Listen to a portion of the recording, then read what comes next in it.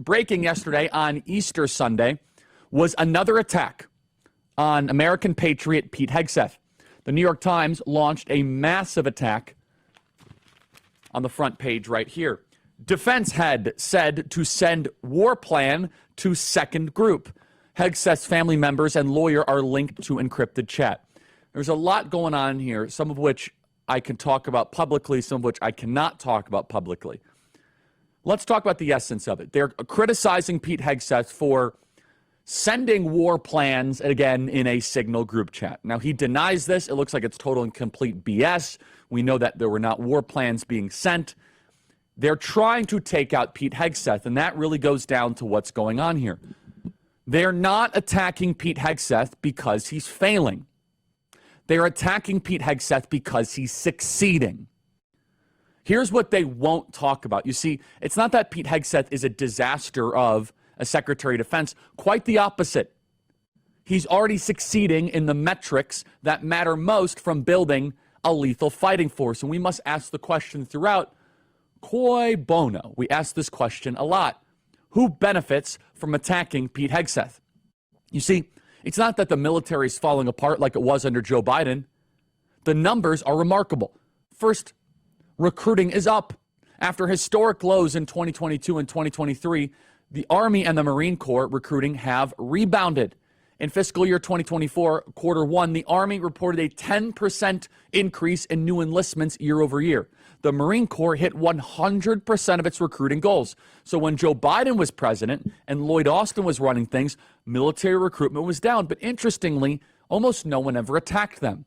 And just to be clear, Lloyd Austin did something infinitely more inexcusable than Pete Hegseth when he was hospitalized without telling anybody, and the chain of command of our military was largely broken because of Lloyd Austin's decision to go get, I think it was like a prostate surgery or something, without telling anybody. Morale is up. A recent Rand Corporation survey shows a 15-point jump in troop satisfaction compared to 2021, particularly among combat units. It's interesting how morale goes up when you say that we're going to have the same physical fitness standards for men and women. We're going to get rid of the woke stuff. We're also not going to allow transgender people in the military. And all of a sudden, boom, morale goes up. Has the media mentioned any of this? Or is it just the swirling attacks? Here it says, Pete Hegseth is under fire. Well, he might be under fire by all the right people in D.C. Instead, they should be doing a puff piece, the New York Times should be, on how recruiting is up, morale is up, and yes, standards are up. The Army Combat Fitness Test, as mentioned, the ACFT, once watered down, has been reformed to restore challenge and purpose. And yes, even efficiency is up. Did you know that the Department of Defense's Inspector General just last month did an audit, and they noted a 12% increase in procurement efficiency and project delivery timelines? Our influence also is up. Did you know in the Philippines and Taiwan, joint exercises are up 30% year over year? And of course, most importantly, our lethality is up. The U.S. military is again training for warfighting, not workshops. In fiscal year 2024, combat readiness scores from CENTCOM and INDOPACOM showed a 20% increase in unit preparedness over fiscal year 2022. These are real numbers. Morale, lethality, preparedness, efficiency. So by all objective measurements, Pete Hegseth, in his short window of time, has been a roaring success, probably the most effective Secretary of Defense since the new millennium. When you have a military that was bogged down by bureaucracy, wokeism, and low morale, and all of a sudden you see that turned around, you have to wonder, but what is down exactly? What's down in the Secretary of Defense's office? What is down in the Pentagon? The influence of neocons and the failed perpetual war architects. The bureaucracy of combat forces, that is down. And the weaponization of the uniform to serve ideological causes over national security. Do you know what is gone now? Pete Hegseth has removed this from the U.S. military, and that makes him a major enemy of the entrenched permanent bureaucracy in the Pentagon. When he removes the gay poems from our battleships, it turns out that you can have a 30% increase in war games. It turns out that you could be 12% more efficient. Play cut 134. The coolest thing I did on board was to be able to participate in a LGBTQ spoken word night, and I was able to read a poem that I wrote to the whole ship. And that was probably the culmination of the whole deployment. This whole thing is done.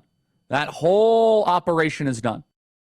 I'm going to go read a LGBT gay poem on top of a battleship, and turns out when you remove that, efficiency, lethality, morale, recruitment all goes up.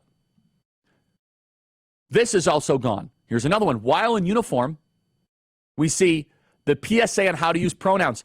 Our own military was a major college campus with Tomahawk missiles. Our military was becoming Harvard with drones. That's what it was under Lloyd Austin and Mark Milley. Speaking of which, you know what else is down? The BMI of the Secretary of Defense. Way down. Warrior culture is ascendant, which is exactly why the knives are out for Pete Hegseth about this rubbish story. Oh, he's putting stuff in signal chats. Look at the core essence of what's happening here. Steve Bannon would say, look at the signal, not the noise. He has removed this cancer rather quickly.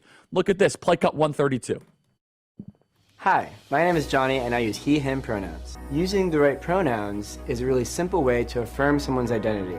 It is a signal of acceptance and respect. If it's a signal of acceptance and respect, how do we go about creating a safe space for everybody? That's a good question. A really good way to do that is to use inclusive language. Instead of saying something like, hey guys, you can say, hey everyone. Another way that we could show that we're allies and that we accept everybody is to maybe include our pronouns in our emails, or like we just did, introduce ourselves using our pronouns. This was an official military broadcast under Joe Biden, and not a single criticism from the media, not a single criticism from the regime. No, instead we have the alpha man ascendant, the warrior ethos back into the Pentagon, and that is what gets their attention. But there, of course, is another thing. Despite the fact that we're more lethal, morale is up and recruiting is up and efficiency is up, and that we have a real warrior leading things. No. There's another thing at play here, and we're going to go a level deeper. Because Pete Hegseth stands in the way of the drums of war. Do you hear that? The bum, da bum, da bum, da bum, da bum, da bum. Oh, the neocons, they want to strike Iran more than anything else. They want a ground war with Iran. And Pete Hegseth stands atop the Pentagon to say, not today, neocon. We ran on America first, not on colonizing Iran.